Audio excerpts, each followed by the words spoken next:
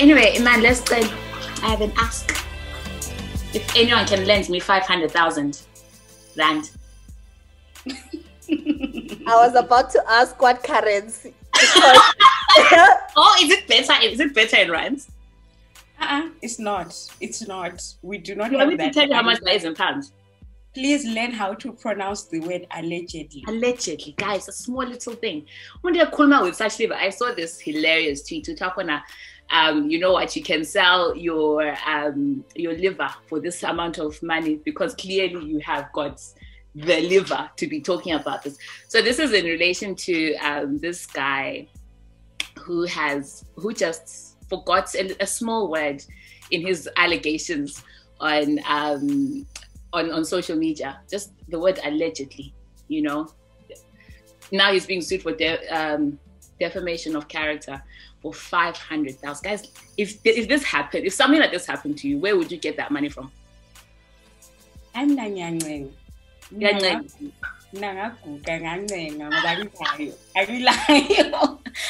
even know where to start. I don't have it.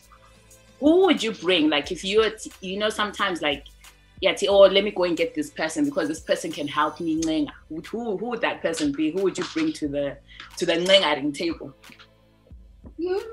No, all my friends ngopuma silwe. I'll rather do it on my own. I'll do it on my own. Maybe my mentor, she could help, but yeah. Abangani bami singagcina sesesikwelede semillion. You. When I get that. Listen, I would bring myself because one thing about me, if I'm backed against the wall, the thing is, and I don't know, lawyer, Twitter, legal Twitter, please let us know. Where do you get that figure from, first of all? That's 500,000. Yeah. Usually, defamation is on like whatever I said, and you can link it to a character and say, or a business to say, because of this, I lost so much because. So sometimes if you can trace so then I lose the malenga, because remember, sometimes people do lose sponsorship and all that, and time usuhlala lama lawyer dealing with all that. So it all comes to that, where if there's a money trail that can be tracked, then they use that. So sometimes, yeah. So you mean to tell me that 500,000 rand is 25,000 pounds? So you mean in the space that guy has spoken and the word has spread, obviously it's going viral on social media. There's now, you know, and Wanani has obviously now caught, she's involved her lawyers. So that's 2 minutes or whatever, 5 minutes clip is costing him 25,000 pounds. But that's the thing. That's why I said I would trust myself, because those are it's just a letter, right? It only a court of law can compel you to pay that amount. I would come out and be like, I acknowledge, you know, I acknowledge this letter which has been addressed to this account at Malaika Diva, not to me, to at Malaika Diva, according to a clip that was in the likeness of the person known as whatever. And I'll be like, you know, it appears that the likeness says that there were editing issues, so the matter has been deleted. I will do a crash course. I'll bring Nat to the table. Because okay, Nat, you're the one. We're taking you. Speak on my behalf, Shem. And then the response was like, his response was like, the sorry was like, oh, I regret, blah, blah, but it was very much like, okay, sorry, right, all right. I didn't see that. Just say apologizing. Well, it's like 3 lines or so. It's just like, yeah, but no, anyway, it was there is none. And that's why Wendy Williams, Charlemagne, like all my favorite, always say allegedly. Allegedly. How about guys? See? But it's true. But then later on you realize, yeah, when other people are in soup, that's when you could have as in Nandi Koninda. But yeah, but no, like me, guys, all these rules, if you listen to our podcast episode or two ago, rules can be bent sometimes, but you know. And that's this business of leading people astray. No, you know what I said as I was saying that sometimes people assume that my name is Natalie. And so I don't correct them. In case there are situations like this where they say Natalie, and I'll be like, ooh, Natalie? Who is that? So I can distance myself. So that is a whole character. But Natasha, we protect Natasha. You see now, that's why Chloe was surprised when she saw my full name on Zoom. You never bring that to Twitter. You never bring that to the table. Like, who's that? So wait. So actually, let's just do introductions, and then we can actually go into that, because I want to know where that has actually come from. So, guys, if you're listening to us for the first time, actually, this sounds better when you start, because then I get all lost. I know, we get confused. Okay, let's go. Welcome to Girl in Skies podcast with me, Natasha. And Chloe. And Star. I sometimes go by Nat. I sometimes go by Michelle. And sometimes I go by Ntshuni. Yay! Welcome, Ntshuni. Thank you. I was really surprised, when I saw your other names. So you go by Star as well? Yes, I do. Fine. So I was like, how? So, me and Nat were chatting, and we're like, oh, it'd be really good to have Ntshuni on the pod. So all this time, and then all of a sudden she's like, oh yeah, so we've got a recording with Sithabiso at whatever time today. So I was like, so where did that, like, how is it that you have become known as Ntshuni?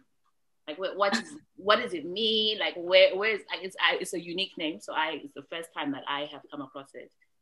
So tell us. So well, my full name is Sithabiso. So Nkaya. So Nkaya is either Star or Tabi. Because, or Tabi, because if anyone wants something, they'll say Tabi or Tabi, which is, I think, and then, so when Ntshuni came about at work, so my boss used to say, so I used to work for Pulu. So he used to say, Tabi achuna in Ntshuni, So as in, he kind of wayenza ngoba is uchuna, like then in Ntshuni slang. And then eventually in that office, everybody started to call me Ntshuni. And then yeah, when Ungatin Dingy handle, like I think by that time people were being taken from, like what they were saying on Twitter, you needed to be different, and people were afraid. I thought, well, Nyachuna, and it aligns with the job that I do and my voice. So Ntshuni, and then it was there, and then people started to know me as Ntshuni. Then I tried to change it, and people couldn't find me.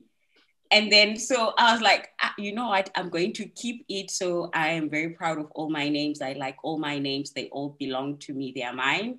So that's how I'm Ntshuni. It was a nickname from work. I love that story as well that goes with it. But listen, we are so happy to have you on the pod. Like, we have talked about it for such a long time, so to actually physically have you here it's really heartwarming. And so thank you for taking the time to come and just have a bit of a girl chat with us. We just want to just talk about things, talk about life in jail, talk about relationships as girls do. And I think, you're unique in that you bring in a different perspective. So I think what I like the most about you is your the way you're so liberal, even just like, you know, I've only met you on Twitter, but you know, the way that you say it like it is. We are tuna, I guess, like what your boss is saying. You bring it to the table. There is no second guessing who you are, you know. And I really admire that because, you know, it takes, I don't know what it takes, but, you know, whatever it takes, you've got it. To kind of just really be like, you know what, these are my thoughts, this is who I am, and this is the way that I think. So it's really quite good to have you today. Thank you. I'm such a huge fan, and I was so excited. Nat, I think, called me on, is it Friday? And then, first of all, Nat was afraid to call me. And I'm like, so cool. And then I got gagasa, and I'm like, I'm not that scary. I thought we were friends. And then, yeah, I told her I'm very excited because I'm a fan of the podcast and I have been listening and I enjoy it. So thank you very much for bringing me to the space. I hope I'm going to learn a lot, and yeah, it's going to be fun. Yes, no, thank you. And you know, we'll talk about the call that I made. But actually, so today we're recording on the 17th of May. The podcast will come out a bit later on. But I actually didn't realize that the 17th of May is the International Day Against Homophobia, Transphobia, and Biphobia. So I just thought, oh, you know, like when I said, oh, Ntshuni, can we record on Monday? Like I literally had not thought about that.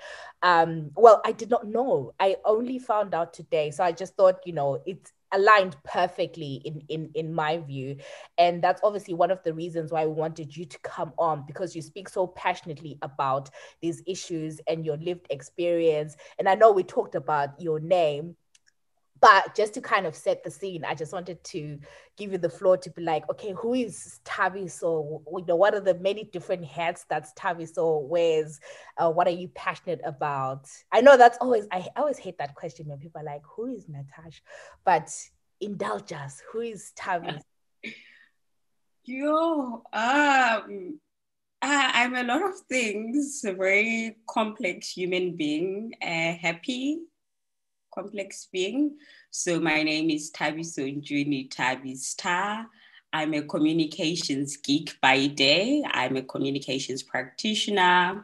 I'm an activist. I'm a feminist. I love the sound of African drums. You play it anywhere, I go crazy. My world stops for African drums. Ngaze ngakhomba umuntu ole drum just for the sound, and see, I love them.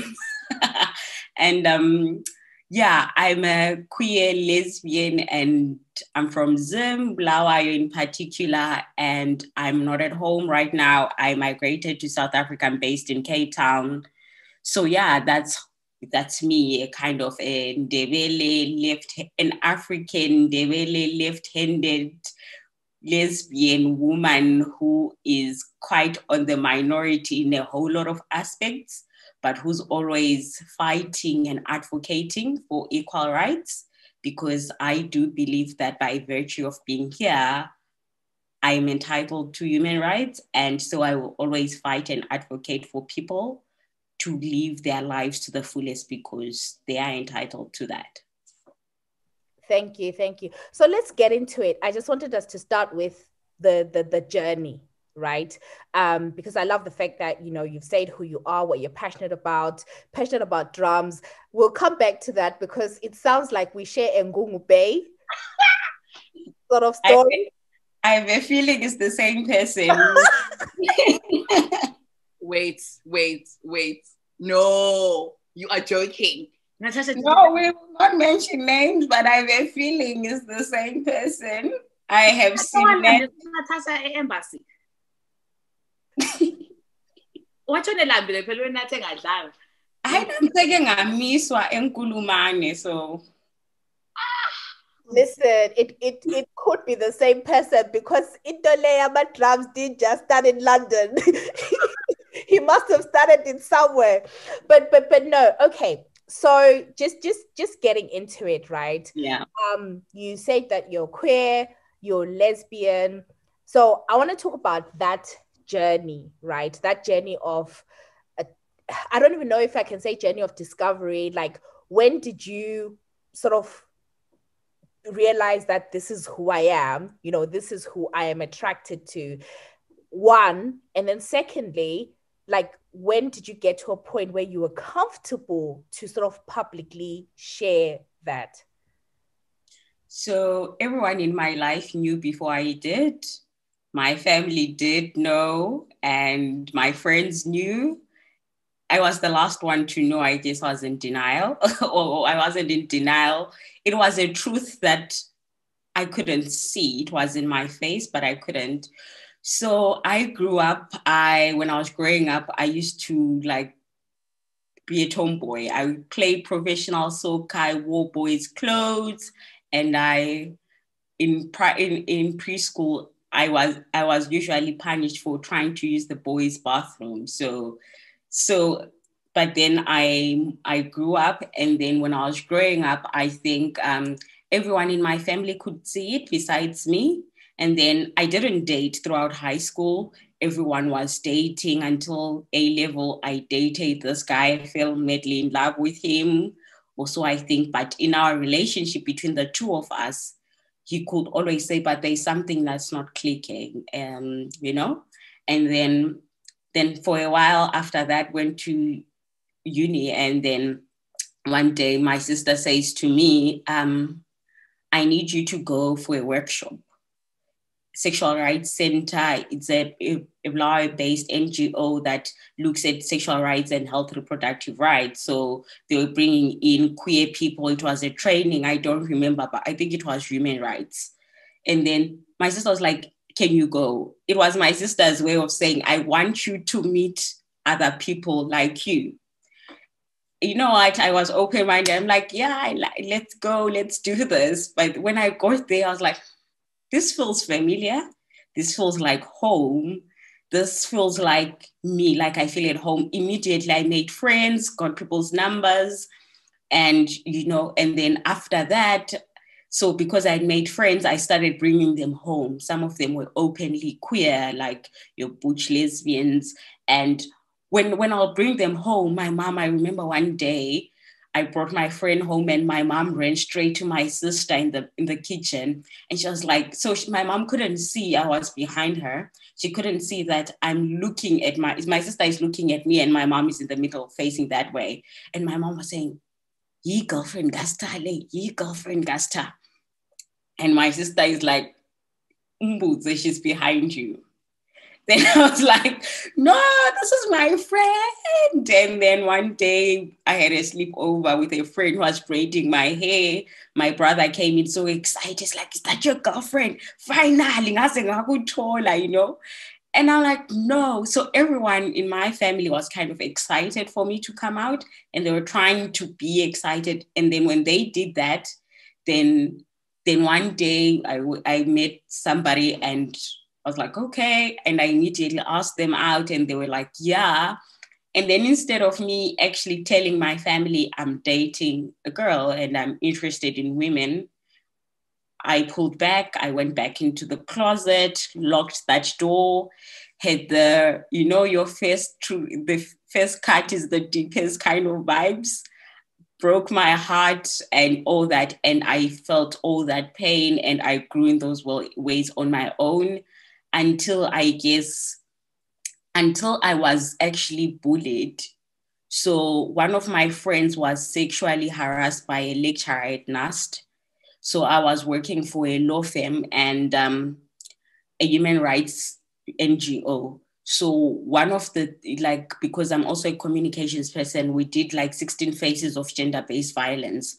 One of the videos was on systematic violence where institutions harbor or protect predators. So one of those videos was actually my friend who was detailing how the university had, instead of the university protecting her, what they'd done is they delayed her thesis. They were like, oh, since this person we are pulling you back from, taking your degree, we are investigating. It meant my friend had to be at home for a year, where she could have graduated and did that. And when she tried to go through the process, it was a terrible experience for her. So because I was there, and so it became, so when my friend was being harassed and bullied, I also got that. Somebody opened a Facebook account. I know who it is. They're very popular on Twitter as well. They opened a Facebook account where they put that, Star and my friend, they are queer, they are dating. Of course, so if we are queer, that actually means we wouldn't be with so that argument anyway was flawed, because my friend had been harassed. So, but they were trying to shift the blame, and it worked, because what happened was everyone just turned, people I knew, people who were close, people I was working with, everyone was like, oh, so you are gay, so you're a lesbian, and that became that. I remember I was presenting, it was a conference, and my sister was there. So everyone was going to my sister and was like, and that is what they were saying. And my sister didn't know what was happening. And my sister is trying to organize everything. And my sister just calls me and says, everyone keeps on saying this to me. What's going on? And I'm like, I don't know. And somebody eventually says, well, you're on Facebook. Somebody wrote this was said about you. So I say to my sister, for me, that was the moment where I owned it. And I say to my sister, this is true. I'm a lesbian, but I'm not dating my friend. I've never dated my friend. I stand by my friend. She was harassed. That is the truth. And this person is trying to deviate from the truth. And so I was actually outed. So that is how it got to be known. I was outed. Oh, thanks for sharing that. I am curious in regards to, you described like a bit of a safe space for you when you came out, right? So, like your friends knew, your family knew, right? And I think that is something that, a question for later. But I'm always curious to know, like, what your high school experience was, and being and I talk from my own experience of being like, a teenage mom, for example, and I had to go back to school, and I was that person that, people used to talk about teenage pregnancies behind people who were do you know what I mean? Behind the mothers of these children. We had the teenage mothers. So, yeah. And I remember growing up, and I'm just now thinking, I don't know if we were about the same age, I'm not sure. But I remember at school, when, especially like I went to Evelyn, and there was always a lot of chat. Yay! A lot of chat, right? Like especially amongst the boarders. And I remember there was one particular girl who was very much a tomboy, and all this. And behind her back, people always used to have these conversations about, she's lesbian. But she actually never came out and said that, this is who I am, or this is I'm interested in women. But I think there was almost that kind of, I don't know how to explain it, but there was almost this kind of, not an attitude towards her, but there was that other, she was the other, and I use it to kind of, I'm talking about the teenage pregnancy, because I was the other. So I was the person who they talked about behind my back. So did you ever experience something like that? And what was that like for you in school, particularly? So the thing with me is I was the last person to know. Even my friends in high school could see that there's something, but no one, I think they could see what it just came across as she's a feminist. So it always came across as, abantu bama human rights.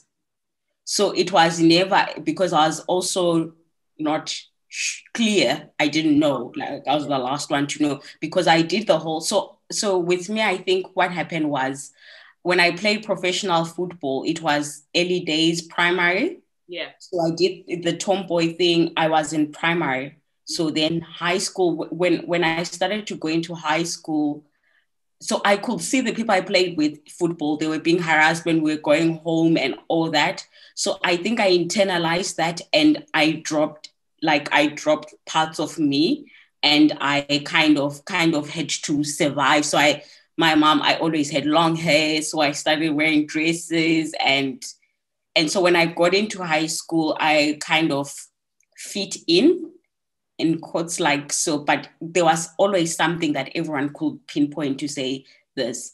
And so that was my journey.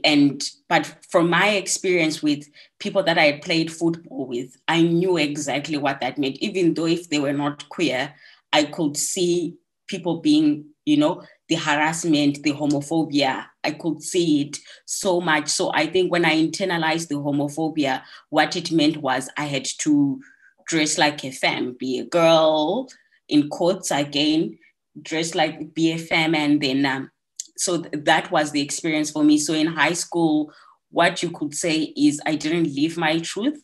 I just survived through it all. And then, yeah. No, this is really interesting for me because because I'm also thinking about school, right?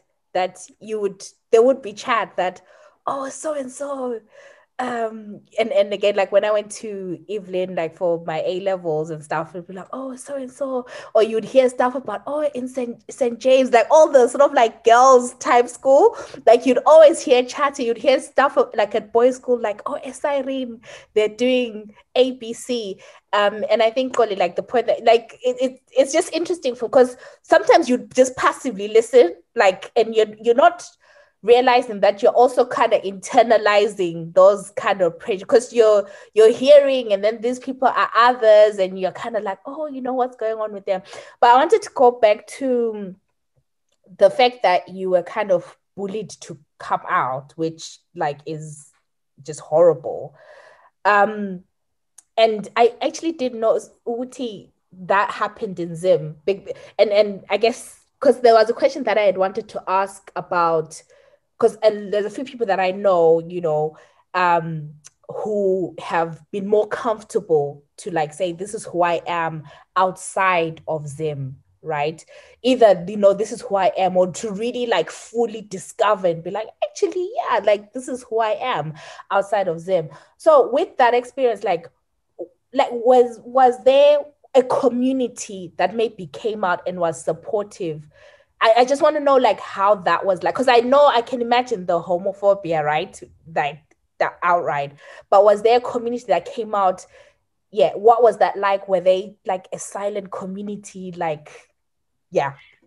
So the reason I'm smiling is because I have amazing friends in Zim from, like I said, SRC. So SRC is an NGO. It's now an umbrella body. It has like VOVO, which is an organization for lesbians, bi, and transgender people. So everyone there. So for some reason, because I think by then I was small. I looked vulnerable, I guess. And so everyone used to try to protect me. And so when I came out, I remember when that happened, I remember I had to go back to work, and they came to fetch me at work, buy me drinks, and be there. So I've always had amazing group of friends who have always gone out of their way to make sure that I'm okay. So when that happened, and my sister was like, oh, okay. So my sister is that person with one or two lines. Like, oh, okay, all right. And then later I sent and she's like, so long why we are Lapan? And then she just wanted to know. And I'm like, but I thought you knew because you always leave us, right? When that person would come to our house, you go to your room, 1, 2, and you are the one that sent me to SRC. You can. It's just like, yeah, we knew, but then there was a point where we thought you weren't. So we were like, oh, maybe she's not. So, well, this comes as a surprise to us. So my family had to go through a journey of knowing before me, and then I had to lie to them and like dismantle all that they thought they knew. And then they had a point where they thought I'm straight. And then when I was coming out, and everyone's like, but we thought, so they also had to like, but we knew, but then you dismantled. So because when I was dismantling all that, that was also me fighting the internalized homophobia. Like I had a lot of experiences of people in my world that were harassed, bullied, and lots of danger had happened to them. It was also me trying to like protect like some of the benefits of walking or privileges of walking in this world as a cis hetero woman. Like I wanted, like I had to, and also be the fear of saying, if I come out, what will my parents say? Like, what will my siblings say? How will that affect me? So I had a lot of internalized homophobia that I needed to deal with. And so when I did that, and then when I came out, I didn't exactly come out. Someone outed me, and then I had to just sit down with everybody and say, well, it's true. And then, yeah, I had to walk that journey with them. And like, so timeline, like, oh, sorry, Xolie. Timeline, like how old were you, and like what year? When are we talking? So when I was outed, should be, so I started dating women when I was 21. And then when I was outed, I should have been 23, 24. 23, I think, yeah. Okay. You're avoiding when? Because you don't want us to end up your age. No. Next question, please. I mean, I just, I think it sounds to me like your family was, a key factor in that they had, probably by the time you came out, they had already accepted that this was who you are. So you kind of almost joined by the time you were ready to kind of face that, okay, so this is what I like, this is who I like, and this is who I am. And they were already there, ready to accept you. And I think that's beautiful. You don't hear a lot of, especially from Zimbabwe. And again, this is me wearing my rose tinted glasses and being not very knowledgeable in that subject. So not in that subject, in that area from Zimbabwe, from a Zimbabwean point of view, because I have to be honest in that I grew up in a very Christian household. So there was never a time to actually explore that side. You were never given that option of, oh, okay, this might be who you are. There was no dating allowed. Then, of course, there was no dating allowed. And I think the only time that you heard about, you never heard about love in relationships where there was same sex.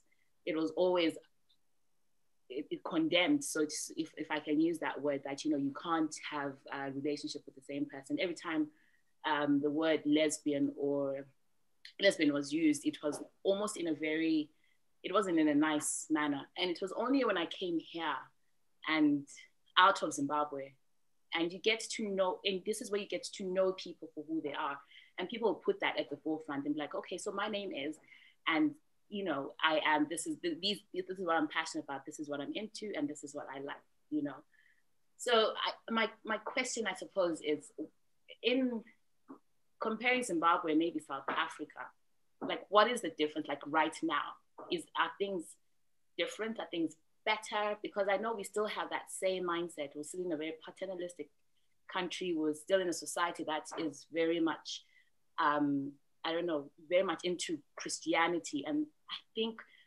we seem to use the Christianity that doesn't promote same-sex relationships. Whereas here, this Christianity involves that.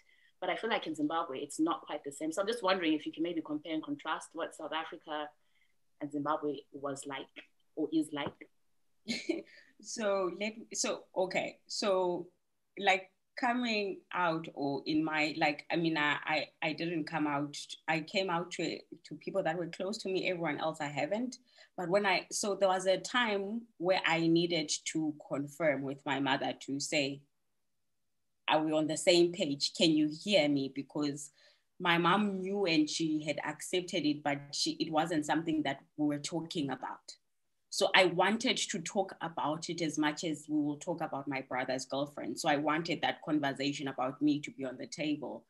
And so what happened was my mom freaked out. She took a step back and she freaked out. And then I was like, why are you freaking out? And she said, what will they say? So with my family, their issue, everybody, all of them, like my mom and my sister, their issue was like, what will they say? And my mom was like, I'm a single mom. Your dad's family will say this is this, you know? And she had her fears. What will my siblings say? What will the community say? And then I took a step back and I say to her, the community can say whatever they want. You're still going to tell them who I am. I have not changed. I'm still the daughter that you tell them is successful, who's in Cape Town, who's doing, you know, who's going to school, who's doing a lot of good things, who's, you know, and that is also part of me. So nothing changes. But in terms of you dealing with people in your life and how they affect you in terms of that, that is your journey to walk. So I say to her, I can be with you because I will be empathetic to understand that people in your generation, there's going to be a lot of backlash, homophobia. So I'm very empathetic, I'm understanding, and I will walk with you, but that is not my journey to walk. I have my own battles that I'm fighting about the same issue, about the same thing. So the two they might be the same, but we're walking different journeys. Like, so you need to walk it. You need to stand by me as your child. You need to tell them, the same people that you have been telling that I bought you whatever, and they have been saying that she's an amazing kid, are the same people that you're going to tell is the same child that bought whatever. You know, whatever you use as a stick to say my daughter is the best, use the same yard, nothing changes. So she had to walk her journey, and she's still walking her journey, however she decides. But what we know is, with me, it's a conversation that we have had and we're comfortable. She has met some of my exes and she's given me advice about women. She's like, Danam, so Lwana umchiye. And then I was so distraught about somebody, and my mom had been seeing it go on and on, that person was taking me for a ride, and my mom was like, you deserve better. Guys, I need you to put your head up and for you to realize that you are shortchanging yourself. You deserve better. Let it go. Let them go. Danami myegele. Wow. I love your mom, man. So yeah, that happened. But in terms of SA and Zim and the differences, the sad part is, as much as it's legalized in SA, people can get married. What's happening on the ground, as we see with the stats, people being killed, is not what's on paper. People are being killed because of their sexual orientation. In Zim, it's happening. People are being harassed. People are being bullied. So I was telling Nat that the other day, I said, this issue also comes down to policymakers and how they frame it and how it's framed. In Zim, it is a cheap shot to get political votes. Oh, Tina Soze, Sivumelani, Gochani, Zdab, and all those words are used. They arm people. They arm people with violence. So policymakers, and they only categorize sexual orientation to who you sleep with, which is very much, it's very bigger than that. It's deeper than that, because sexual orientation is much more than who you sleep with. It's right to identity, right to health, because there were times when you were supposed to bring your partner, for example, to test for HIV. People couldn't do that. Access to health, access to all rights, because with rights, you cannot have one without the other. So the more that policymakers actually just try to zone it into who you sleep with, the more they take away people's rights. And that is the problem with Zim. People, you find that the gay community, the queer community has been sidelined in so many issues: access to education, access to health, access to identity. I was talking about issues, for example, trans people in Zimbabwe, because you cannot change your gender marker in your ID. That means that what you look like and what your ID looks like is totally different. We have had experiences where people cannot access services simple as like opening a bank account because it's totally different. People cannot go to the hospital, anything that requires an ID. So you have a whole community because of the homophobia and transphobia that has been left behind. Opportunities, they cannot get access to opportunities, they cannot get to work because of their sexual orientation as well as their gender identity.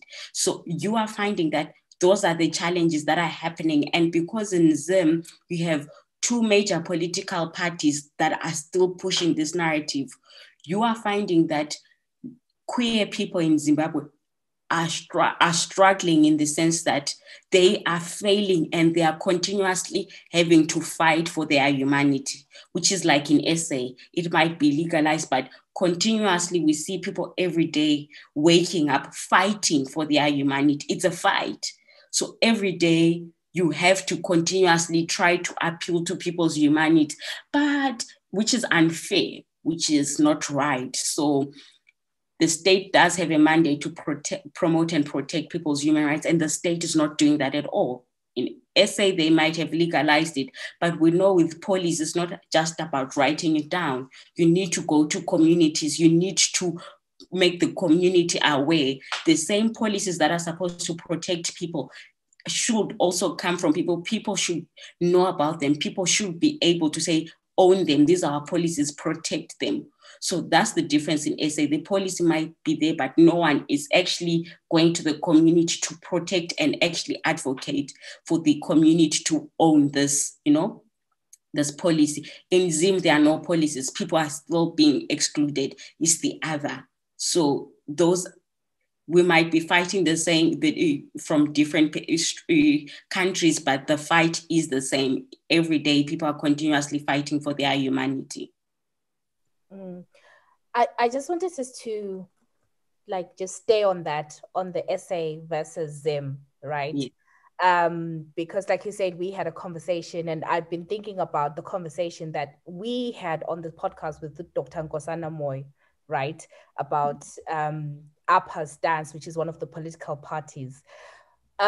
So I'll just go back to the SA versus Zim, because just as an observer, right, it always feels like South Africa is a little bit more liberal. And obviously what's powerful is that you have people that we look up to, that we love, right, that are openly out.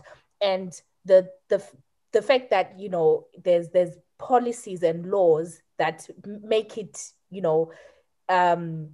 illegal to cause harm, if that makes sense. So if you are subject to a homophobic attack, right, yes, maybe the community may not be, but then if you go to the police, they should protect you, right? I mean, that's basic. Whereas versus Zim, right, we don't even have that, because in Zim, certain acts are still criminalized, right? But again, this is my lay understanding and not being steeped in the community, right? I've always sort of felt like with Zim, and maybe let me say Bulaya, because that's probably where I've kind of spent more time. It always feels like, it's almost like a don't ask, don't tell, kind of like the American don't ask, don't tell. But I want to think that people wouldn't be as physically harmful as they are in South Africa. I don't know if I'm making sense. Although like in Zim, we don't have which is an issue, right? Because you need to have the laws, because it starts from there, because then that way you have the protection of the police, of the state, etc. And that's something that the political parties need to work on. But I just wanted to start with which place feels better to just walk around? I don't know if I'm making sense. That was my question. Yeah. In terms of walking around, let's see. So I think because in Zim I had a community with me, but definitely we'll go to spaces where the homophobia was terrible and we would leave. SA for me, I have dated people, I've managed to kiss people outside, like the building manager will be like, oh, so I have had that experience. I don't think I would have had that experience in Zim. So in SA, I have had the experience of walking and holding my partner's hand.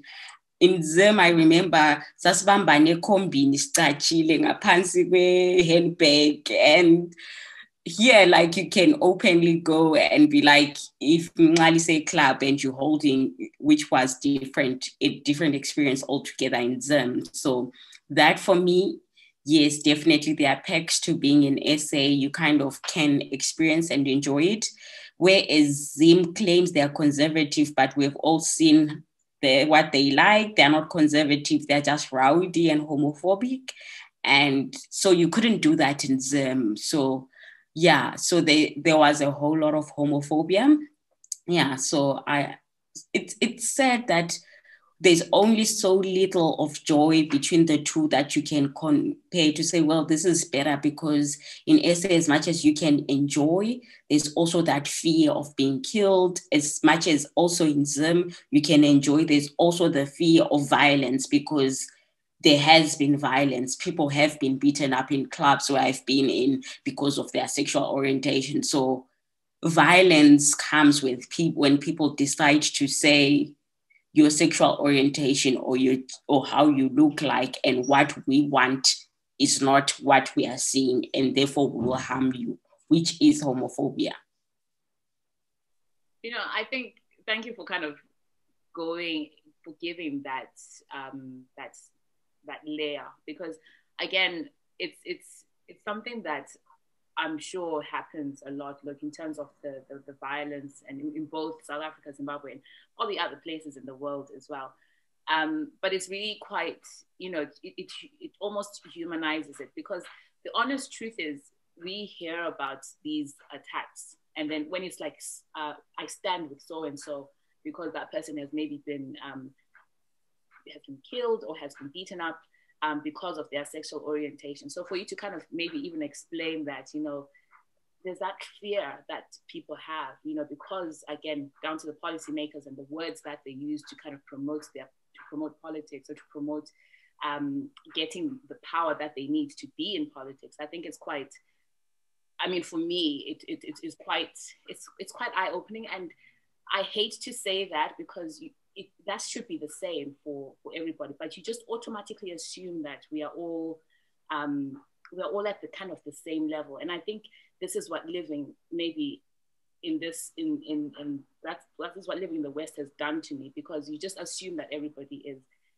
having thriving relationships where there is literally, yes, there's going to be fear about domestic abuse, etc., but you don't think about the other side of it. You're going to get beaten up because of your sexual, or of who you're with, or who you're holding hands with, or who you're kissing on the street.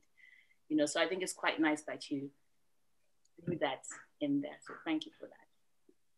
Yeah, and let's talk about the politics side of it. I can't help myself. Wait, before we get into politics. Well, Nat and I have that in common. We love politics. Can you indulge me in okay. Okay, maybe actually we'll do it after the politics, because it'll be a little bit more lighthearted. So okay. Are you sure? Because mjolo, the pandemic, it cuts across. Because there is nothing lighthearted about mjolo, the pandemic.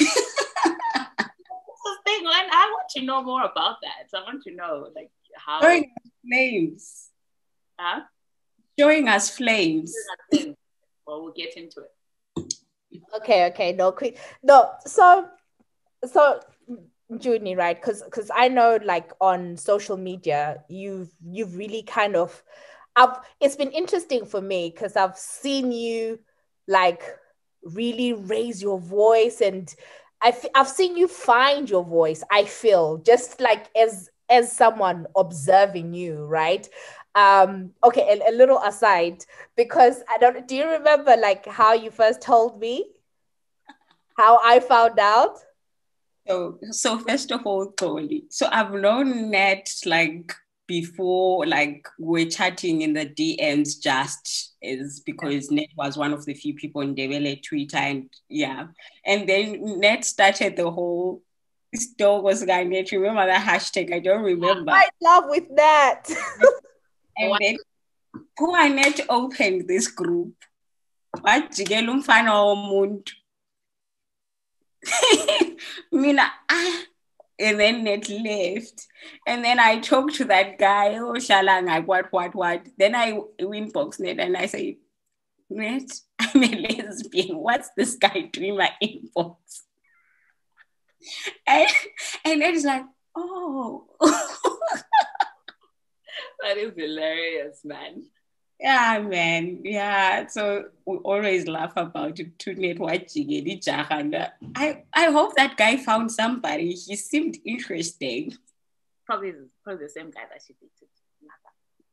He hadn't watched this dog. Well, I mean, when you've now told me, what am I supposed to do with this dog that needs attending?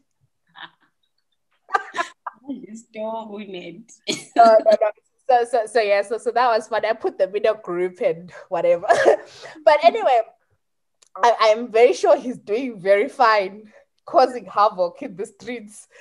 Okay, so like I said, I've kind of seen you. So I feel like you've become more confident, because when you told me, at the time, I'm sure like people knew, but you were not like on social media. It was not. Because for me, I think there was a time when there was a thread, right? Where it was like a queer thread or whatever, and people were posting their pictures. And I remember you posted your picture. And for me, I was like, oh my God. Like, sometimes you watch people and you're like, she's really like owning this. And I felt so like, for me, I was like, oh, like I was like a proud mom. I was like, this is who she is. And I always say to you, right, which is why I wanted to bring you on. And I always say to you, you speak so articulately about these issues. You're on point. So one of the things that I think kind of, I observed, right, was Fatai Mahere, who is the MDC spokesperson, right? So you asked a question like what their stance is on, I believe you asked about same-sex marriage, which you still haven't received a response to. But then what came from that was just obviously all the, I think it just created a conversation.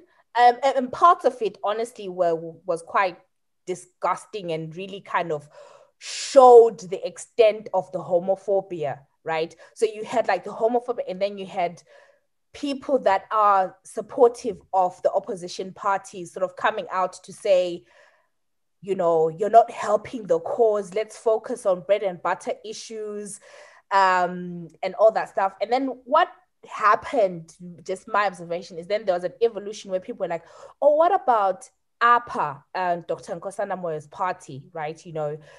Maybe that's a more progressive, sort of better option, because we know that Nelson Chamisa has come out and sort of said I'm not sure the words he's actually used, but he's definitely been like, I'm not supportive, right? Yes. He agrees with Mugabe on that one. That's one thing where he's like, yes, I agree with Robert. So yeah. And actually, which is quite a step back from Morgan Tsvangirai, because I think I forget exactly what Morgan Tsvangirai's stance was, but I think he was more about because for example, I forget the wording in the Constitution. So for example, like even the Constitution still talks about sodomy, right? And it's criminalized, which is an issue that should be removed, right? Yes. So the Constitution in Zimbabwe talks about same-sex marriages. So there are no same-sex marriages. And then we have the Criminal Code and Codification Act, which is a statute that talks about sodomy and says men. So it criminalizes men that sleeps with a man. And so sodomy in Zimbabwe is criminalized, meaning if, for example, a police officer decided to raid two men having sex in their bedroom, consensual sex, he could still get them arrested. So that is the problem in Zim. So that is the only thing that is criminalized, sodomy. So and the constitution prohibits people of the same sex getting married. But in terms of everything else, there is nothing that talks about, anything else. But the problem is because the constitution says no to marriage of the people of the same sex. What I was saying is because how human rights are by their characteristics is you cannot enjoy one without the other. So it means because marriage, if I cannot get married to my partner legally, then it means there are consequences. I remember I once wrote a thread about how, so I have friends, for example, that have had same-sex relationships with kids. Somebody has had children for 14, 20 years, their partner dies. Maybe the birth parent dies. And then what happens is maybe they've raised that child maybe for 14 years. What will happen is the birth parents will come and get the child. The birth parents will come and get the furniture and say, but you're not the parent. There is no law that protects queer couples from such instances. So you have raised a child, that is your child, but you lose ownership of them because the law does not protect. So you see how one right is actually affects the other. It affects, and also issues of inheritance, also issues of property. How will you even go and, fight for the estate? You cannot even get your name on the death certificate to say I was in a partnership with this person. So that is how it all affects. So you find that because the constitution, the way it's set up, we are continuously seeing queer people in Zimbabwe losing. So it's always a losing battle because the policies, the laws do not align. Issues of inheritance, all these things are coming up and continuously people are losing. So when I raised that with Fadzai about issue of same sex, because that is the policy document, that is what the constitution talks about. It wasn't an issue to say, because about me having a relationship with another woman, it doesn't need to be on a document to say, oh, people should date each other. That's not a document. It's not a policy position. The policy position is marriage. And that is why I was asking to say, but what is your stance as the MDC? Because I need you to explain it to me, because I know that is the issue on the constitution. And I did receive a response. I did receive a response, not from them, but I did receive a response from people that support the MDC who were very homophobic on that thread. And I have continuously witnessed every time you raise it, you could raise it with any of the political leaders of the MDC, you raise it on their threads, homophobia. There will be a lot of homophobia. And what they have done is they've cultivated by their silence a culture of homophobia and transphobia. And I was telling you the other day, Nat, to say, when people say the youths in Zimbabwe, there is voter apathy. I don't have voter apathy. I don't have a party that supports me. Who will I go and vote? Because apathy means lack of interest. I am interested in voting for somebody. I'm interested in removing the ZANU-PF, but who will I place them with? The party that continuously watches people threaten us, people that threaten to rape us, people that threaten to murder us, people that call us names, people that actually violate our human dignity, because that is what we see continuously. So that is why I asked Fadzai, because that is a policy that the MDC is in charge of. And when the MDC, and when other people say it, but let's be hush about this so that we actually remove ZANU-PF. How can you be hush about somebody's life? Because how many years have we been waiting? The MDC has been the biggest political party in Zimbabwe since 2000. How long have we been waiting? 1. 2, waiting also means we are putting our lives on hold. We are putting our lives, we are growing up. We are putting our lives on hold. We are putting the lives of our children, the lives of everybody on hold, which is unfair. I was talking about how queer people do not have access to job opportunities. You cannot go and ask, you cannot, because they have accepted and they have created together with ZANU-PF, holding each other by the hand, created this homophobic society that continuously makes queer people lose. So when you talk about, oh, let's wait, why should other people wait? And how long will they wait? And why? Because when you say wait, you are saying my humanity is not important enough. For example, I want to use the example of EFF in South Africa. EFF will fight Afrophobia. They do not care if you vote for them or not. They will tell you, we do not need your vote if you are being xenophobic, right? So why is because if MDC today is going to compromise our queer rights, tomorrow they are going to compromise any other minority right at the sake of winning. We cannot, and I always say that for me shows that they are willing to be unethical. They are willing to put lives on the line to win. So if you are putting, how many lives on the line are you putting? So now you are stuck with ZANU-PF, because ZANU-PF will always be homophobic. ZANU-PF will be ZANU-PF. I want ZANU-PF out. It's true. But MDC has not given us anything to vote for them. And it's not voter apathy that's not making me not vote. There's no alternative. As for Nkosana, honestly, I do not understand his stance. I feel like, so I don't understand his stance. If he does not want to meet people where people are saying, meet us where we are, we want leaders to come to us. And he's saying people should come to, so he's already not listening to what people want. So I do not want to vote for another leader who doesn't want to listen to what people have to say. Okay, but I wanted to unpack because what Nkosana Moyo says, right, when you hear him, and what I've always thought was very interesting about the way APA responds is they do it in a seemingly elegant way, but doing the same thing as MTC, right? So the question, I think someone else asked them the question. We asked them the question, asked Dr. Nkosana Moyo the question when he came here. So the point that he said, there's aspects of it that, okay, I get. So it's the people versus the politics point, right? Because his point is, or if you look at the UK, if you look at America, if you look at other countries, the people are always ahead of the politics, right? And then the politics aligns.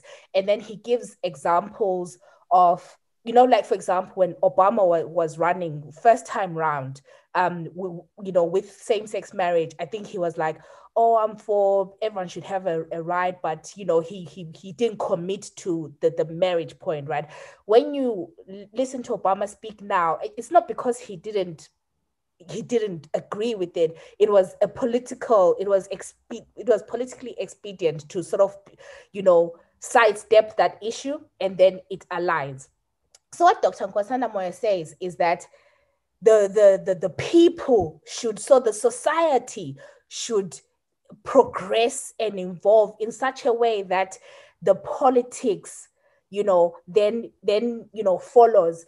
And okay, UK probably same thing happened where the society was more progressive. America, same thing. However, you have examples of like Botswana where they did the Supreme Court. I think it was the decriminalization issue. I think Angola has done the same thing, Seychelles. So there's quite a few SADC countries that have, at the very basic, like we talked about, like in Zim, like that, the constitution has the prohibition and then the criminal code.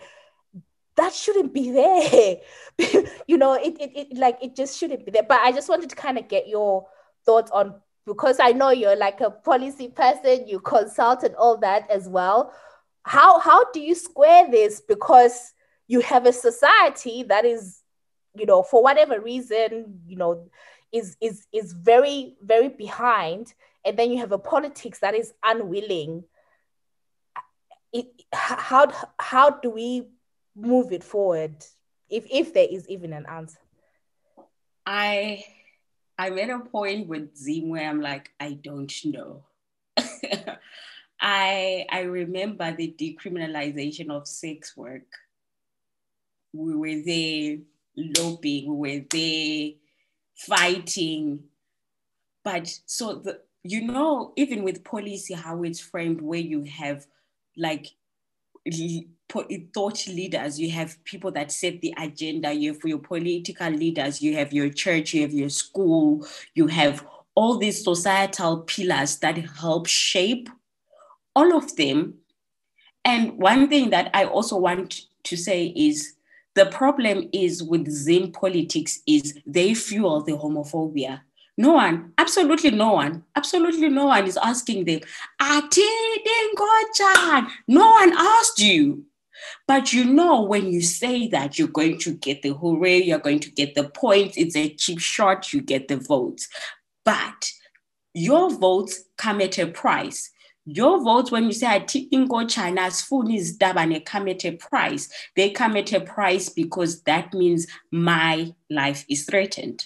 So yes, it is superficial. You're on stage, you're saying it, it looks glamorous, you are getting the numbers. But what it means on the ground is Star can no longer walk safely because someone that people look up to has endorsed the hate. Someone has said it's okay to hate you because of your orientation. It's right, I have endorsed it. So that is what happens. So they are endorsing it by continuously taking cheap shots. Also, it's a cheap vote. So, but when the consequence is on the ground, you have people being continuously violated, you have people continuously being sidelined, you have people's lives at stake. And the other day we were talking about, for example, you said, oh, Tavi, why don't a lot of people in Zim, queer people, start their podcasts? And I say to Nat, there are no opportunities, accessibility. That is where you see when someone says Atidingo channel, how it flows down. Accessibility in terms of right to education, right to work, for example. You cannot go out there and start looking for work. Are the government offices open enough? I had friends that were working for the youth department, and those were one of the major reasons that they were fired. You will find there were so many things that will be said, people will be frustrated, and people eventually got out of government opportunities. People could not, because homophobia was trickling in. Issues, for example, Wi-Fi is said to be free at the post office. I have had a couple of people that have said, oh, Tabi, we cannot even look at your email. So sometimes we have groups, WhatsApp groups, where we kind of come together. We maybe it's a workshop, we do it on WhatsApp, and people are not online. And you ask, where are people? People do not have data. People do not have airtime. But sometimes when you have a similar setup and you ask maybe the youths, cis heterosexual youths, they can go to the post office. But queer people can't go to the post office because when they get to the post office, they are met with homophobia, and therefore they cannot access those services. So when a political leader says, it fluctuates to the ground, and people on the ground are continuously losing.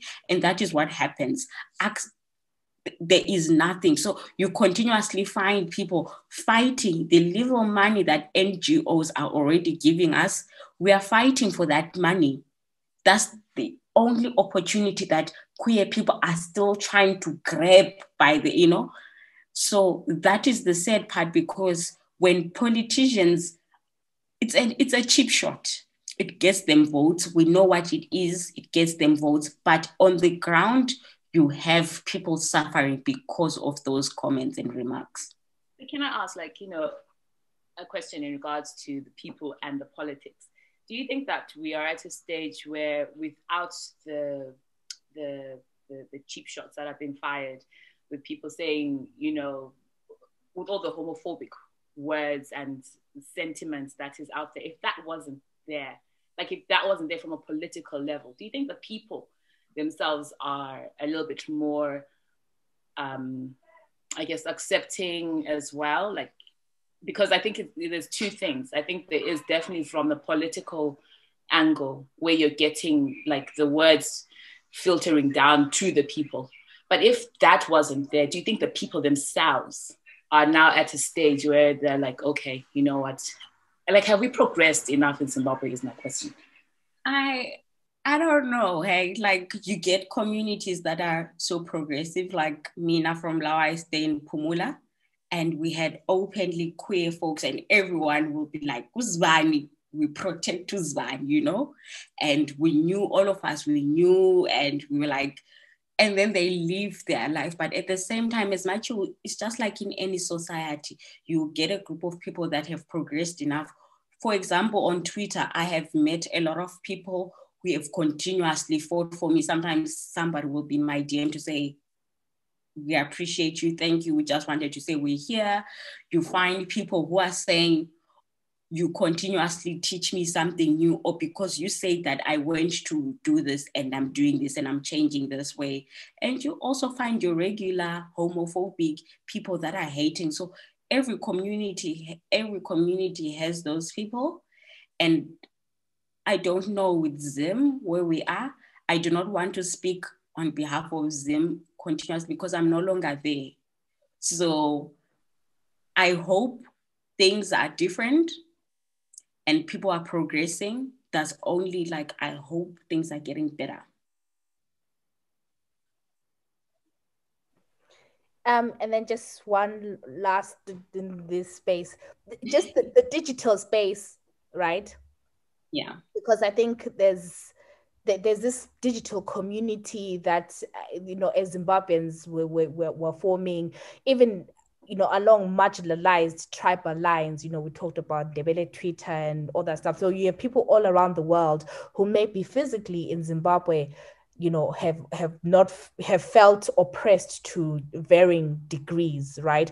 And I think also the Zim queer community, because I think we're having this very interesting sort of mashup of, Zimbabweans, and then also some people who are first gen, second gen, like these young 20, 21-year-olds who are, born outside of Zim, but and obviously they're coming from a totally different space, which is very much like, hell no, like, who are you? And they're very vocal. So in a sort of way, I think, although we don't have the answers, it does feel like there is some progress, although it's not yet clear what the roadmap is.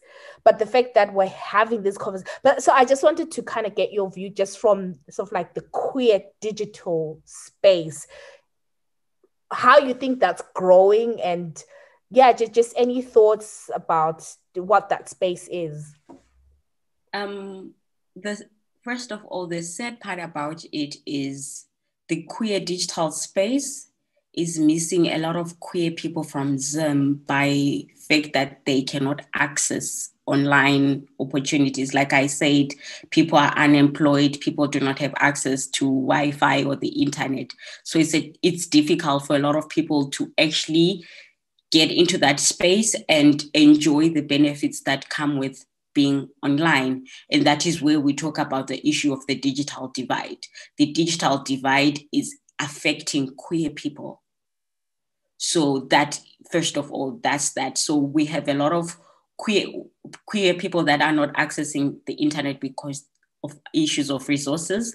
The second one is issues of the laws and policies and harassment. When we started using the internet, there were a lot of, for example, the other day I posted that there was a lesbian visibility day and they were in Victoria Falls. And somebody said, "Oh, so where exactly are they?" That person, they were asking because they wanted to go and raid. They weren't asking because, so you have a lot of, so also queer people have been told your lives are at stake and they're afraid to come out and advocate because your life is on the line.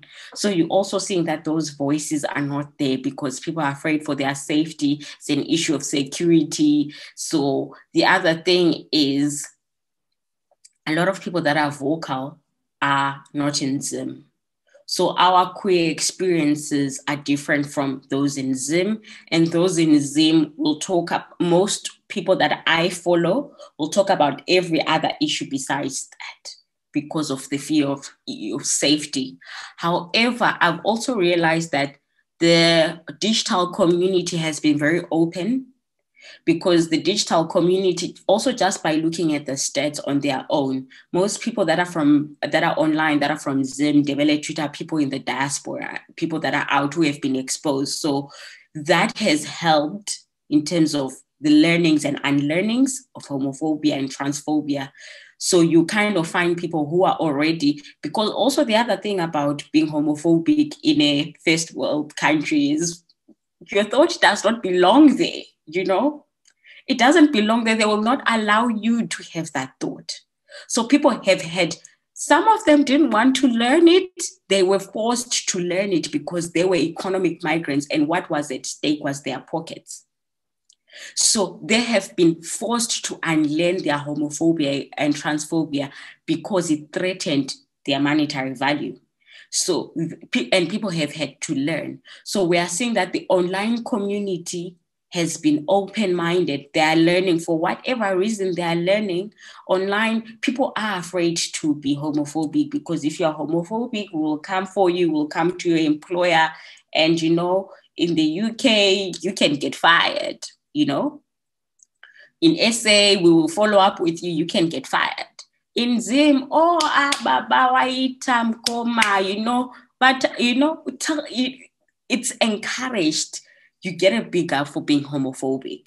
So we're trying to find spaces. For example, we're trying to start advocating these big international agencies to say, we want to follow up with the people you hire. When they are homophobic, we want you to fire them. So we want because homophobia is violent on its own, we also want to be violent in terms of making people unlearn homophobia. And one of the most things that you can do is to attack the wallet and attack it from there. And that is when people will stop. So that is what we're trying to do, but we're also trying to find ways, we're trying to find funding, we're trying to find opportunities for people to have access, for people to start podcasts, for people to find opportunities online, because there is no other way that we can say that, because opportunities are online now.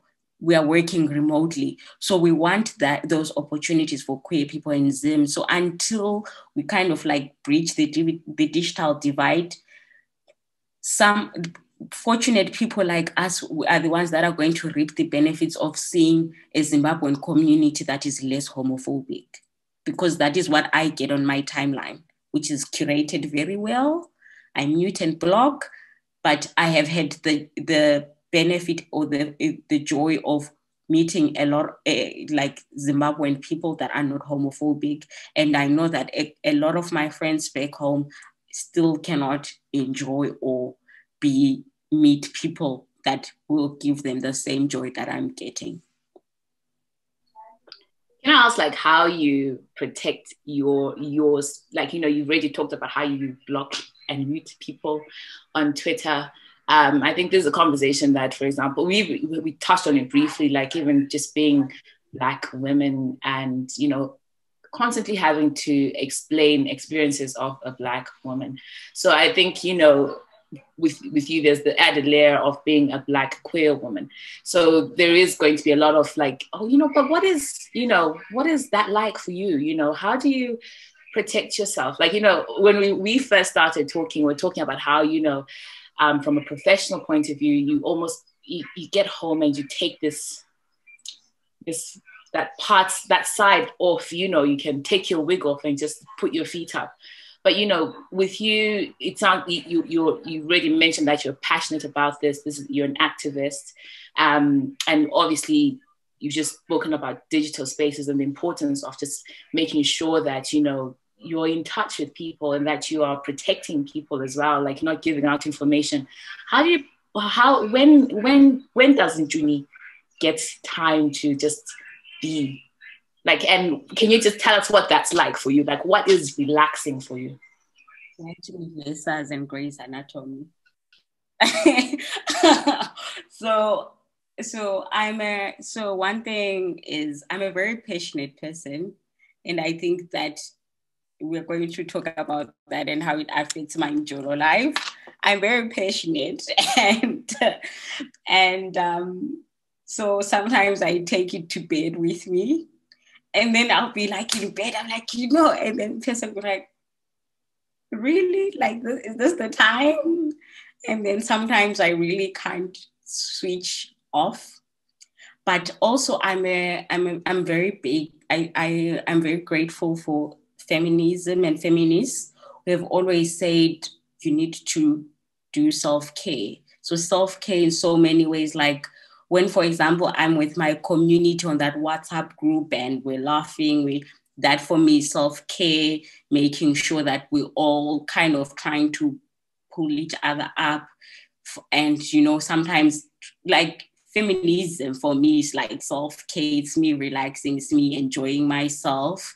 And like, I love drums and Versas. So Sunday, whatever, Saturday night, listen, I will be there blowing up my timeline, tweeting, making noise. And I'm sure my neighbors are annoyed. And then I've told myself there was a time when I was depressed. And one of the major ways that got me out of it was I needed to find 10 things that I love with all my heart. And when I do those 10 things, it could be just one activity, that's me taking a break. When I'm watching Grey's Anatomy, I will wake up and it's set time, Saturday in the morning, I will wake up, I will pour myself either a glass of wine, early 8 a.m., I will not lie to you, or it's a glass of brandy and Coke or whatever is there, I will pour it, sit down, watch Grey's Anatomy, tweet, and then I'm like, when it's done, then I watch Station 19, which I also love. I love Shonda Rhimes. And then that's me. And then I do also have amazing friends and family. So I do have people that I really like hang out with, chill, relax, and have fun. What's been your favorite verses? I love it when you call me Big Papa. That was my favorite. No, but you guys were dragging Steve, Uncle Steve. Steve was a mess. But I also say, but the one that has resonated with me longer was this one from the last one, SWV Versus Escape. I found myself listening to their songs after it was done. For some reason, because I think, but my favorite was, I think there were so many gems from that one. Steve Harvey should have stayed at home, but it was, those two have been my favorite. Obviously, Patti LaBelle. We've had great verses. Like, it has been amazing. It really has. So Ntshuni, are you single at the moment? I am single. Single and searching? Or is there someone out there who thinks that they're in a relationship with you? Sadly not. I'm not in a relationship. I've tried to do the online dating thing, I've tried the apps. Yeah. They're not working. Like, I don't know, man, I don't want to talk about my star sign or What's your favorite color? Oh, so why are you here? I'm mjolo. So I'm very. Because of the pandemic. I'm single. Listen, when they're like, oh, but how come you're single? Because no one wants me, and I'm hoping you will be the fool that wants me. Okay, but okay, June, right? So you see, when you're saying you're single, I was trying to fix myself, and because okay, so one kind of semi-serious question and then one, because the dating pool is the swamp. Trump promised to drain the swamp, but he forgot the main swamp to drain, which is the dating pool. Some men, as the ghetto So my question is, please tell me it is better, because I've always thought, like, what a shame that I am attracted to men, because, yes, I am, and I love men, I love their energy, but I'm like, you know what? I think a woman would be able What to else? do me. Eh? First of all, Nat, I will discourage all my queer friends from dating straight women. It is a heartbreak that you do not want. Oh, and sorry, before, because that was going to be my other question about so my question is going to be about, because the other question is like I've made that comment, but then is that, like, is it offensive, like, when people are like, oh, I wish I could date women, or, I just want to test it out, and they're not, do you know what I mean? Like, they're not that way inclined, but you kind of think, oh, maybe I could do this. So let me start with the first one. Have you had sex for 5 hours, Nat? Okay. Let's not answer. How many hours? So lesbian sex is really it can take the whole day. It's very wholesome. Do you know, you wake up so emotionally? Have you been so emotionally fulfilled from a physical act that you cannot, like, okay, like, you wake up and you're like, and you can't even move because you are at peace. Like, it's the whole, it's like rainbows and it's beautiful and Unicorns. This like, sounds marvelous. like the orgasm. You know, there are different kinds of orgasm. There's that one where the mind, body, and spirit align, and so you get the mind, body, spirit kind of orgasms aligning. You get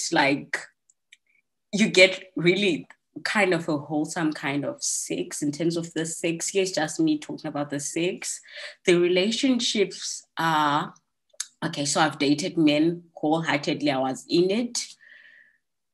Great men, good men. So it's not like some of them I'm still good friends with. We chat. But one thing about dating women is, so of course I've dated the difficult relationships, but I've dated, like, there's a whole level of understanding that's there, a whole conversation. Like, I don't want to explain about period pain. So sometimes, and then you find somebody who understands exactly. And so for me, one thing about lesbian relationships, for me, what I've experienced is they're very emotionally fulfilling. Like, I have that where I can find someone to be my anchor, to be my safety net, to be my soft life. So that, for me, those have been the relationships, but also because the downside is they are not devoid from society and the homophobia, the internalized homophobia. There's so much trauma that society has brought into queer people's lives, and those traumas play out in relationships. So the relationships, some of them have been traumatic. So for example, all my exes will always say this about me, I'm very emotional. Where somebody's like, I love you, but you're very emotional. Like, and then I'm working on it. Therapy. Anything to say about emotional beings. Yes, but at the same time, so that has been, the trauma plays out. So just like any relationship with two people, it has things affected. They are not all glorious. Violence is also very much a thing in the queer community. So there's violence where, like, people have been violent towards each other. So that's also there. But yeah, I think it's an issue of, because it's who you are. So it's always finding yourself and finding each other, because it's not second nature. It's second. It's there. It's you. So you are enjoying it because it's you, and that's the thing. To answer your second question, Nat, on cis heterosexual women or straight women saying, oh, but we want to leave men. It's not a you thing. First of all, a lot of queer people have been hurt by women who thought, I always hate to use parallels because it dehumanizes, but I want to give an example where somebody says, oh, you're not my type, but I will date you. You know, I want to try it, but you're not my type. Exactly, it's uncouth. So it never works. First of all, from you're telling me I'm not your type, then you want to date me. I also don't want to date somebody who's not my type. It doesn't fit, doesn't work. One. Two, the fetishization of queer women by straight cis heterosexual women is that it does not come from a good space. It comes from a place of hurt. So it's never, oh, I've had fun with men. It always comes with men hurt me, so I'm going to go to the people that do not hurt me. So it never comes from a good space. And also lesbians deserve wholesome relationships where somebody is saying, this is it, this is for me. I'm not coming to heal, because it's also, if it's not with you, in you, it's not you, it means when you heal, you're going to leave. And you're going to leave somebody who has taken time, who has loved you, and then you're going to leave people broken. Mm-hmm. I've always kind of thought that in terms of communication, like, it's easy to speak to another woman. And I think that is why even as friends, you know, women, we don't need to be sitting around, men, they go to the pub, drink, and then open up. But for women, you know, you can pick up the phone right in the middle of something and then be like, oh, guys, this is what's happening to me. And that communication is just always easy. Like, that's not having to explain something. And, you know, it's just like, okay, you know, as a woman, I know that another woman would be like, you know what, today I don't want to talk. Like, you know, let's just chill. Let's just be in each other's company, without having to explain that. So I've always thought that was like, oh, you know, that would be a nice thing. Like, that's a nice bit of having, like, being in a lesbian relationship. But, you know, if you're talking also about 5 hours, you know, I'm like, 5 hours? It's beautiful. And you're not sending. I mean, it sounds glorious. Like, it's not putting me off. I mean, that is amazing, because can't you see Adlala? What's this 20 minutes? Like, you know, I have been in a relationship, good ones, and then my family will be like, "Katung happy." And I'm like, "What do you mean?" And then I check the phone. I'm like, "Oh, I haven't talked to you," because wow. And then they look at me, they just look at me, and you like, it shows. So I've been in good relationships where everyone around me could see, like, you'll be exuding so much joy. And yeah, like, you find, like you're saying, Xolie, you find somebody to talk to you find a partner, basically. So really, I've had the pleasure of dating good, amazing women that I still respect up to this day. But you've made my point, because men are the pandemic. Because what you've described, you know, like, even if it's ended, it sounds, you know, I feel it oozes peace, you know, just because, Ntshuni, these men out here, they will break. Listen, you will tell someone that, listen, I am an orphan, and they will hurt you even further. They'll be like, you don't have a parent. Now, I have free reign. It's terrible. So I witness, like, what people are going through. So I've always said, like, I've got friends who are married to men who seem to be enjoying it, and it seems like it's working. And then on the other hand, I have a lot of friends who are like, And I'm like, what's happening? But then at the same time, I'm also struggling with this mjolo thing. Like, I'm single and I'm like, what's happening? So I don't know, maybe something happened. Like, it seems to be working for only a select few. And then the rest of us are just out here and be like, Sibugele kumjolo FM, we are waiting. Wait, are you picky? Isengimdala. By that, I mean, I think the older you get, the more you know exactly what you want and what you need and what works and what doesn't. But at the same time, it doesn't stop me from being open-minded. But at the same time, for example, right now, I do not want to do a casual relationship anymore. I'm not available for, let's chat, let's see where this thing goes. If we are vibing, we are trying to build something. And then if that something does not get built, then that's okay. But I do not want, let's vibe and then tomorrow it disappear for 2 weeks and be like, but no string or whatever they say, I'm not into that. So I know, like, I'm at a point where maybe that's too, when you become older, you're very specific. And maybe so specific to a point where you're not being open-minded. So sometimes, like, I try, I'm like, is it where I am? But at the same time, I know what works. And can I ask you, like, what your future looks like? What do you want to see, and where do you want to be in, like, the next 5 years? Honestly, I want to from a personal level, from a work level, everything. I want to marry a rich aunt and own a yacht, and I don't do anything. I just want to marry rich and live my life. And you guys will see me once on Instagram, how rich people just post one picture on Instagram dancing and then disappear.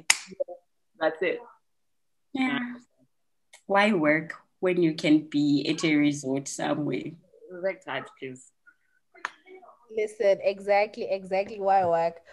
But Jean, I've enjoyed this conversation. I think we should definitely, because it's the beginning, right? Like I feel you've raised a number of points that I haven't thought about, and I hope in our own little way, I think it's because we've always said, we can talk about it, but to be honest, it's not real. It's not real if you don't have somebody who has the lived experience, right? Like it makes no. And I definitely, I'm always getting at you because I'm like, you know what, I really want you to amplify your voice in some way, because only you can do it, like, in that way. But before we go, I wanted to, I don't think we've spoken properly since Ginimbi. Is it Ginimbi? Because I know, you were a big fan of. How are you doing, my sister? It's weird. Like, it's weirdly enough, I never realized how much I liked that guy.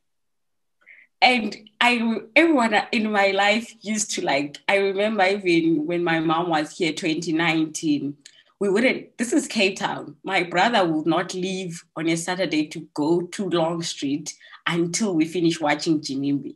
Like, so Ginimbi before hitting Long Street. And when he died, I think Leah and I were gone out and her friend, we were like, I woke up to a lot of messages, people saying, oh, my condolences. And I freaked out, called my sister, and my sister like, what's going on? I'm like, who died?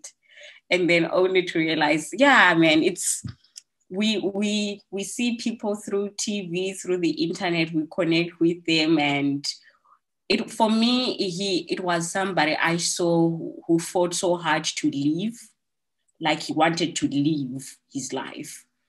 And I think all of us are, some people not, some of us are on that fight every day to live our lives. So to watch somebody fighting so hard and doing what he loves and living, that for me, I think was something that I really enjoyed about him, just watching somebody live their life and fighting to live the best that they could, because they know that it can all be gone. So yeah.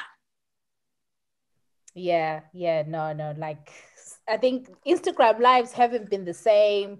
A lot has happened, but yeah, I also thought about you, like when I saw it, I was like, oh, Ntshuni. But yeah, before we kind of close off, any and any last words for this episode, because you definitely do need to come back. Yeah, like, maybe do you want to tell people where they can find you, or if there's anything in particular that you'd like to draw their attention to? So yeah, I'm on Twitter, I am on Instagram, so I also consult on the side, so for women's rights, anything consultancy, find me, job opportunities. We want this money. If you want me to speak at your event about those issues, please, diversity. So corporates are also calling me lately, which has been, I do not know how. I've been fortunate to be called to actually talk about policies and some of those things, and how corporates could better align their policies or not to make sure that they are inclusive. Because so if people want this at a corporate level, I've been doing it. NGOs, I do consultancy. Those back at home, my sister and I started the Fed Farmer. So we have that incubation project that we're doing. So if you have eggs, you can call, WhatsApp, and if you have them, we'll put them in our incubators and you get your chicks. So all the prices are on Twitter as well as our Facebook page, The Fed Farmer. That's what we're doing back home in Zim. And yeah, and if people really, so I also say my humanity is not up for discussion. And I also don't want to teach people on how to see me as a human being. But I've had also parents, siblings in my DMs to say, so how do we navigate the space? I'm also very much open to having those conversations. I'm not scary. I'm very direct sometimes about advocating, because I feel like sometimes it needs to be direct, but I'm very much open to having these conversations with people. And yeah, that's me. So thank you very much for bringing me to the space. I love Girls Guys, and I enjoy hearing you guys talk, and I'm so happy all three of us went to Evelyn. So, and yeah, I think Evelyn is doing proud. Everybody seems to be doing amazing, and congratulations on the podcast. Nat said to me, oh, remember, this is like a popular show. So she is right. Thank you very much for inviting me to the popular show, and I had fun. Let's do this again. On the spot. I said, you remember, like, this is Girls Guys podcast. I'm like, yes, girl, yes. Okay, Xolie, where can people find you? Any last words for this episode? Yeah, I think, for me, it's just been, it's made me, I think the conversation that we've had, Ntshuni, has made me really think about other things. Like, so I thank you for that. And I thank you as well, because you've also humbled me as a person. I tell you, it's just, you made me rethink about things where sometimes, you just, sometimes ignorance is bliss. And I think we as people, we are the ones who have to, like, seek out, where there's a gap in our knowledge, where there's a gap in our experiences. I think in order to fully understand somebody else's experience, and we can never fully understand someone else's experience, but to have a bit of an inkling, I think these conversations are absolutely necessary. So I really hope that, you soar. I hope to hear you, and we would love to have you back. But we need to hear more about, the issues that queer people experience. It's very important, I think, because Lati, we are growing, we're going to have children. I think I want to have a space that is open, that if my child comes out to me, I know how to handle that. And it's important that we continue to amplify voices. So I think, may you just literally, as Nat is saying, may your voice be heard, like not just only on Twitter, but on all social media platforms, because I think you bring it to a level that is not, you make it so free to kind of have a conversation like this with you. So I thank you, it's been great. And I can't wait to have you again. Thank you, Xolie. Definitely. I think this is probably going to be one of our longest episodes. I think we're nearing 2 hours. Yeah. Definitely up there, top 3, I think. But again, Xolie said everything. Thank you so much, Ntshuni, for coming on. Thank you so much, Sithabiso Ndhlovu, for coming on. Thank you so much for being a friend. I've enjoyed this conversation, and definitely we need to have another conversation. And I think, like Xolie said, really want to amplify voices. I really try to speak on things that I know of. And I think for me, that's why it was important that, I need you to come on and like have your voice. And I'm still going to be pushing for you to like have your voice, that we can amplify it. But no, thank you so much for coming on. And Gallons, guys, everywhere. We're going to put a link to your Twitter page in the more information stuff. So if you're listening to this, if you look at the pod, if you're watching this, if you look at the YouTube, more information, you'll be able to click and connect directly with Ntshuni. But summer as well, hey?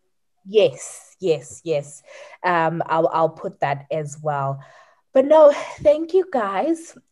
Just to close off, I wanted to, hopefully this will work.